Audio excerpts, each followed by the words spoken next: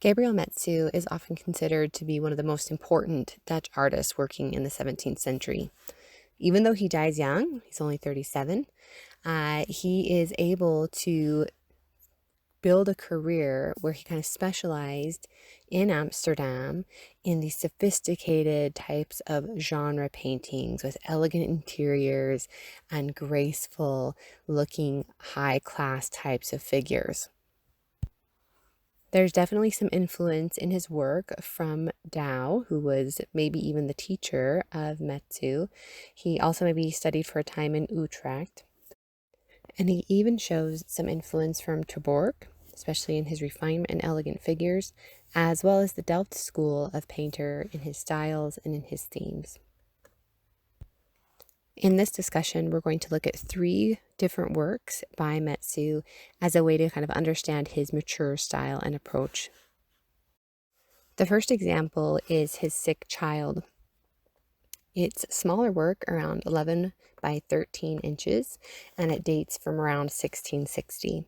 In this, we can see his style: clear spatial relationships, strong color in cooler tones with cooler lights.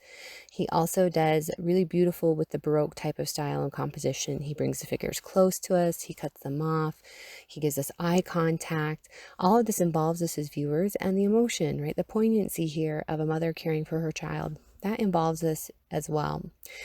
On the whole, Metsu's a little more, or a little less rather, sophisticated in terms of his color values, but still the colors are really beautiful here and bright against that gray background. The themes are very similar to what we see in artists like De Hoek or Vermeer, those artists from the Delft school. We have a domestic scene. We have an emphasis on mothers and children and their relationships and the things that mothers do every day.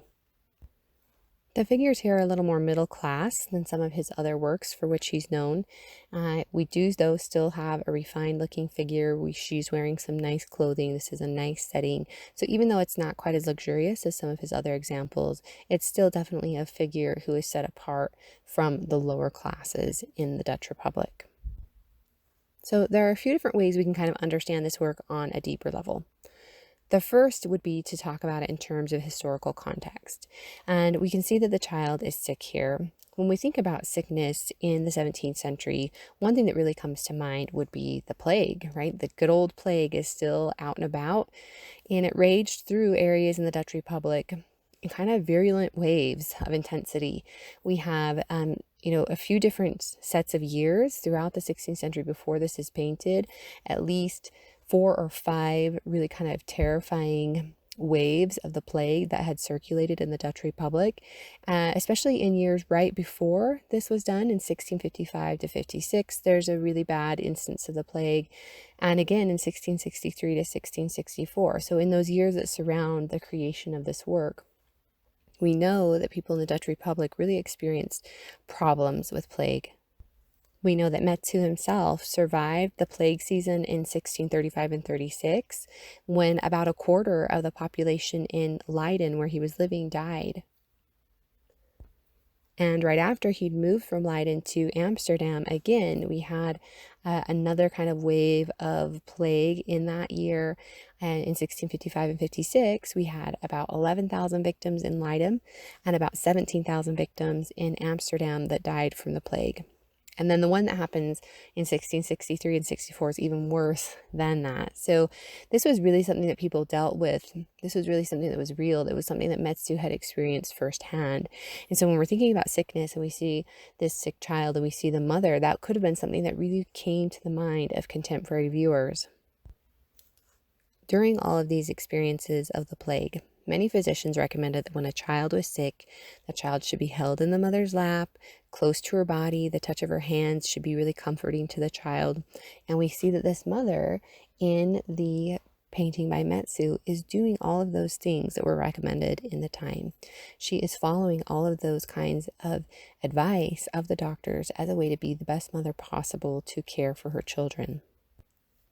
So just understanding what the mother is doing here and the kind of contemporary experience dealing with sickness and what mothers were supposed to do in those circumstances, we can kind of understand this Metsu painting on a better level. Another way we can look at this work is to think a little bit about religion.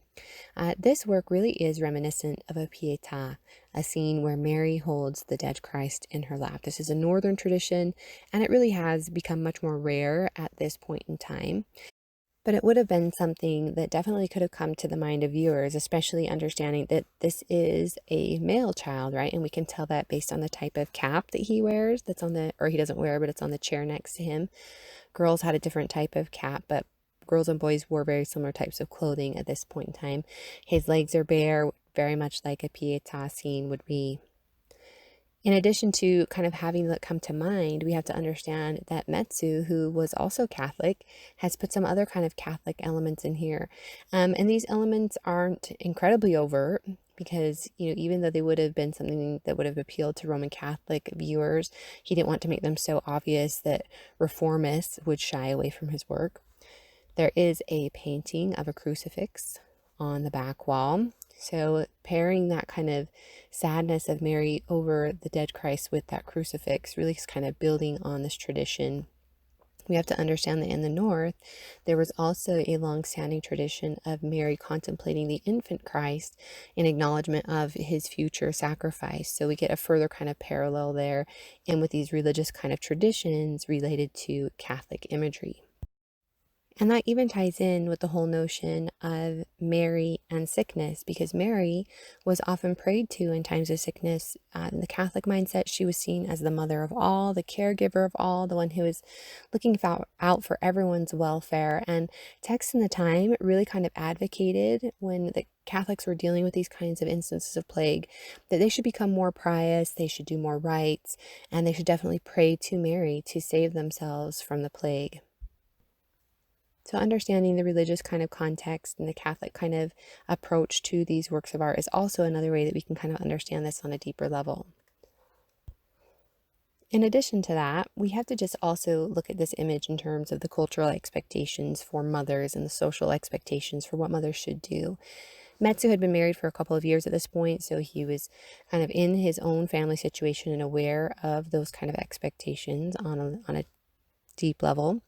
But we have to understand that for Protestants as well as Catholics alike, there really was this kind of outlook that idealized Mary as a wonderful example for a mother, that every woman could look to Mary in her conduct as a mother, to act as Mary did as a mother, and that would be a way for her to succeed as a mother. A lot of conduct books at the time, which were really popular and published very widely, emphasized Mary as a good example for all mothers. And so when we look at these ties to Mary and how this mother is shown, we can understand that as being indicative of a larger kind of societal expectation of mothers acting in ideal ways and kind of modifying their conduct to match that as Mary. And to even go beyond that, we can understand, looking at the map on the back of the wall and understanding the kind of connotations that had with Dutch trade at the time and the influx of money into the Dutch economy and the movement of the lower classes into the middle and upper middle classes that happened as a result of that in the Dutch economy.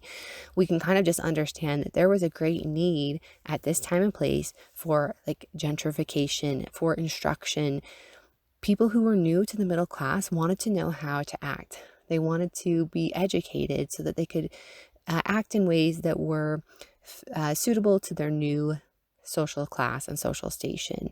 And so when we look at imagery and we look at cultural conduct books that were produced during this era, we have to understand that many of them served as examples of ideal behavior.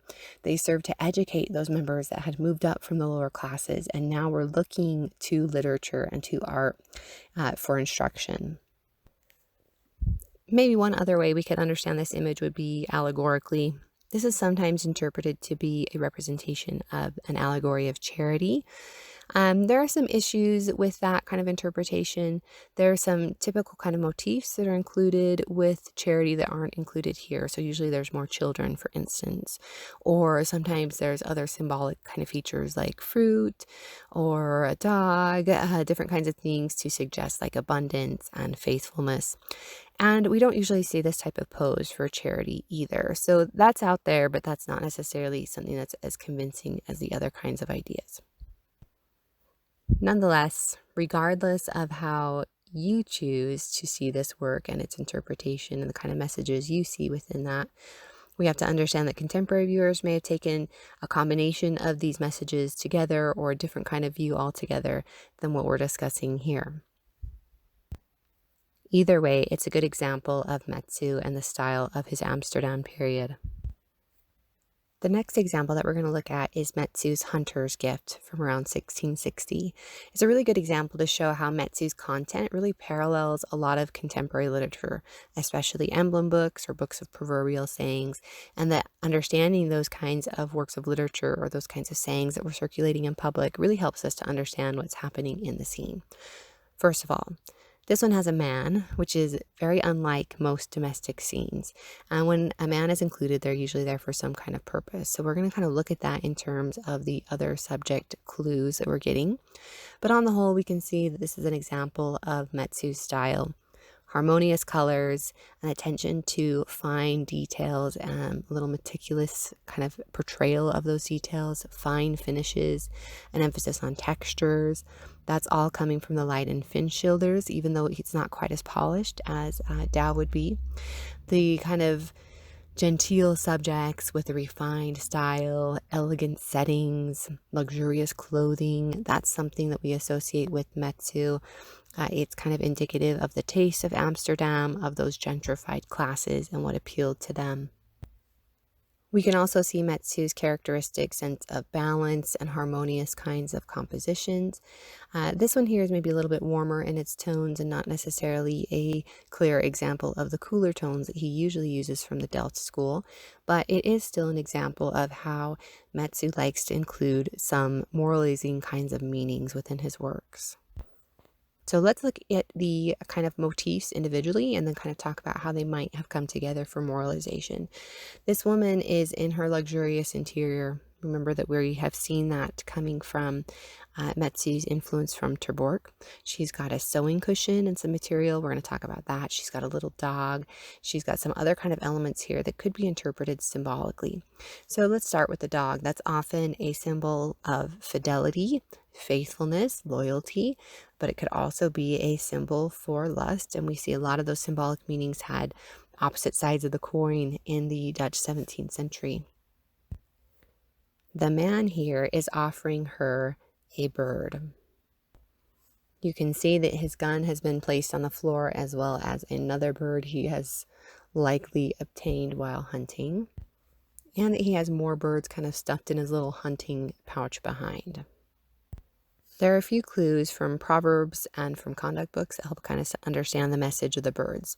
So Eddie de Jong kind of explained, vogel and vogelen, these were words in Dutch that meant bird or to bird, and it became kind of a popular euphemism for making love. So that has kind of connotations of, he's maybe propositioning her here. We see that in many works of contemporary literature.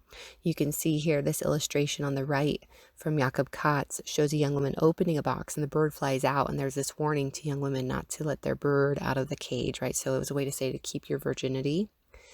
There's also a print kind of culture where we see inscriptions of, transactions between men and women involving birds. This inscription here says, "To the fair alewife, whom I bird all year round." There's even another print that shows a man with birds and a woman who's coming to buy some, and the inscription says, "I can't bird you because I'm already married." So it was kind of like this funny, dirty little joke, and it was very widespread in the culture. It would have been really kind of immediately apparent to contemporary viewers what those connotations were. And not only is he giving her a bird, but he's giving her a partridge, which, according to Ripa in his works of literature, who was very influential all throughout Europe, he said it was the best bird to illustrate lust and lewdness because they thought it would break its own eggs in order to mate more often. So we have the bird as the first kind of clue as to what's going on here. We also have her shoe is cast off, right? And there's a lot of different associations you could take with these shoes as well. The shoes could be a symbol of domestic harmony, right? A woman has her shoes off. She's showing that her place is in the home, that she's content there, and she's going to, do her duty in the home. But there's also instances where we see the shoes kind of kicked aside. and contemporary literature called a cast-aside lover a person's old shoe. So we have this one shoe shown here that's been cast aside. So could it have those kinds of meanings? There's even kind of some connotations, it's a little more of a stretch, where we think about foot warmers, right? Women taking off their shoes to put their feet on the foot warmer. Those foot warmers were so ubiquitous in Dutch art at this time period, and they were something that kept women warm and happy under their skirts. And it was kind of a way for artists to talk about men keeping women warm and happy under their skirts as well. Another clue that we have here is the sewing she has on her lap. Sewing is another thing that could be interpreted for good or for bad. The Dutch word for sewing was also used as a slang word for sex. Sewing rooms were traditionally portrayed in art before this point in time, and even in actuality, historically, were kind of seen as places of lustful interactions. But sewing was also something that had a lot of references to virtue, and it was something that Dutch housewives excelled at and were prized for excelling at. So that can have positive or negative meanings too. The other kind of object that's often talked about in terms of understanding the imagery here is the Cupid figure above the cupboard that seems to kind of be fleeing away. Some see this as a real support to the idea that this woman is going to be a virtuous woman in the end. They compare it to this frontispiece from a book, The Crown of Virtuous Maidens, where there's a suggestion of a positive interpretation of virtue fleeing away from male encounters. So here we have Cupid fleeing and perhaps add those same sorts of meanings. The last thing to point out here is the book on the table that she seems to be reaching for. That's most likely some sort of book that is positive, even a religious book based on its proportions, and she seems to be reaching for that. So that's another kind of ingredient we can add into the mix to try and understand what's happening in this work. So that leaves us kind of unsure as to how to interpret this work. There's some symbols that could be interpreted, for good or for bad. And what could have been really the case is it could have been vague on purpose. It could be, vague so that people could look at this work and feel it's moralizing by showing bad behavior. It's something that they should avoid. Or so they can look at this and feel like it's moralizing by showing good behavior, things that they should emulate, or even this really interesting kind of juxtaposition of both of them combined together. And, Arthur Wheelock, who's a leading Dutch art historian, talks quite a bit about how he feels that these paintings by Metsu were huge points of discussion in drawing rooms, that they would have been things that people could debate back and forth either way. Either way, I think they work successfully in the whole context of the need for instruction on behavior for these gentrified new middle classes, for Protestants who are trying to be good moral individuals. These images definitely would have appealed to many people based on those kinds of properties. The last examples are a pendant pair, both of them measuring roughly 21 by 16 inches, termed Woman Reading a Letter, Man Writing a Letter. And these come again from his Amsterdam pair. It shows the style that he had during this period. And in fact, some consider these to be his master paintings. They have the silvery, light tonality like Vermeer, like the Delft school. They're even set up in a corner, similar to the way that Vermeer and De Hoek set up many of their compositions.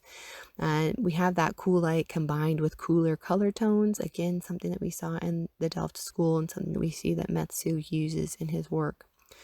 We have, like Terborg, an elegant setting, refined setting, elegant figures doing kind of genteel types of pastimes, and that's something that we expect to see in Metsu's works as well. We see classical balance in the way that he sets up his work. We also see Metsu following after the Leiden Finschilders, including really refined kinds of details, controlled brushstrokes, more controlled here even than in some of his other works, so putting him even closer to those Leiden Finschilders to incorporate these really beautiful details and very fine finishes. In all of these ways, it really shows his style when he's working in Amsterdam. Let's look first at the man writing a letter. Supposedly he's writing the letter that she will then later read in her pendant pair. Letter writing was kind of a new thing in society. It's again another marker of how the lower classes of the Dutch Republic have risen up into the middle and upper middle classes, that gentrification occurring in the contemporary time period. The first manuals about letter writing were being written about during this time period. So letter writing was becoming a clear mark of your social status and your class. And in fact, most manuals were really giving instructions like to tell people how the French did their letters, so kind of emulating French manners. Some of these even instructed people on how to write love letters. And in fact, we see other contemporary writings of the time, like some from Jakob Katz, about the dangers of love letters. So letters could be a symbol of vanity. They could be a symbol of something that's dangerous with love, but they could also be definitely a symbol of refinement, which seems to be the case here. There are other objects in this scene that really seem to mark his social class. We've got that Turkey carpet that was an imported luxury good. We have the globe behind him suggesting the trade made by the Dutch, the trade that made the Dutch Republic wealthy and worldly knowledge.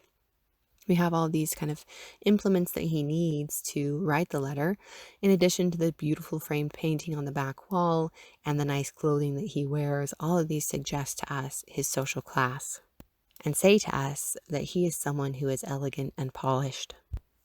When we look at her pendant pair, we can definitely see the same sorts of connotations of wealth and class and status. We've got, again, a beautiful, refined kind of setting, elegant furniture, a painting on the wall covered with a curtain to protect it, which was something that was very commonly done at the time. We have a mirror on the wall, and she sits on this wooden platform, which were really kind of common at this point in time, kind of lifted them up off the marble floor, kept the women a little bit warmer. She's been working on some sewing, and she has put that aside as the maid has brought in a letter. So she's showing herself not only to be in kind of a refined setting, but she's showing also that she's pursuing refined pastimes, appropriate pastimes for someone of her class and status. And her clothing really shows her status as well. She is wearing like super amazing clothes. You can see her hair is very well dressed. She wears an ermine trimmed coat, a little kind of house jacket that were very common, and we see these in other works by contemporary artists. Ermine was like the fabric of royalty. It was incredibly expensive. Her skirt and the fabric there and the little kind of gold trim is also something that is incredibly expensive. So all of these show here her status. And of course, just as the man writing a letter shows that he's gentrified and mannered, her reading a letter shows that she's also gentrified and mannered. So a lot of positive things about the woman here. And in fact, many scholars think that this is Metsu's own wife, Isabella, which he often painted in domestic roles. So that would be another kind of way to see this in a very positive light. We can also see some things here, though, that might be interpreted to be a little less positive. Letters and their association, right, with love. In fact, there was a really popular saying at this time, love is as hazardous as a sea voyage. So when we have the letter put next to this kind of painting of a stormy sea and a ship upon that stormy sea, it really kind of brings that connection to mind. This is really common association in the Dutch 17th century. So kind of maybe some ideas about love is hazardous, or this is a rocky relationship, or maybe even the lover is at sea, or the lover is a tradesman going out and making his world in the Dutch Republic. So that could be something that was maybe a little more ambiguous. The dog, as we've seen before, can be a sign for fidelity, can also be a sign for lust. This one here seems to be pretty tame, so I would side more on the fidelity side of things rather than the lustful side. Again, the shoe cast off can be read in positive and negative ways. We saw in the last example. The fact that she seems to be pretty tranquil here in her domestic setting, maybe this one is more of the positive kind of mean, rather than seeing the shoe is cast off like a lover. Maybe this is more of her happiness in her domestic state. Really, I think either could apply here, right? If we're thinking about this as a stormy sea, rather, and we're thinking about, cast off lovers, maybe those two ideas go hand in hand. The pail here shows Cupid arrows on the bucket, and the final kind of striking detail found on the letter is on the exterior that the maid is holding. It's addressed to the painter. So all of these different kinds of clues could be read positively, could maybe be read a little bit more negatively. On the whole, I tend to see this one in more of a positive light. showing her to be one who knows her place, one who knows how to act in her place and in her station, one who's really refined and elegant. And on the whole, that would be kind of what you would expect for these upper classes in Amsterdam who had made their money through trade and were now kind of showing how they belonged in their new social class, would have appealed to them in this way. They would have seen themselves within these works, and that's one of the reasons that Metsu was so popular with these kinds of patrons. Looking at these three examples, I think we can clearly see why Metsu was a well-respected, even famous artist in the Dutch Republic of this time who was financially very successful.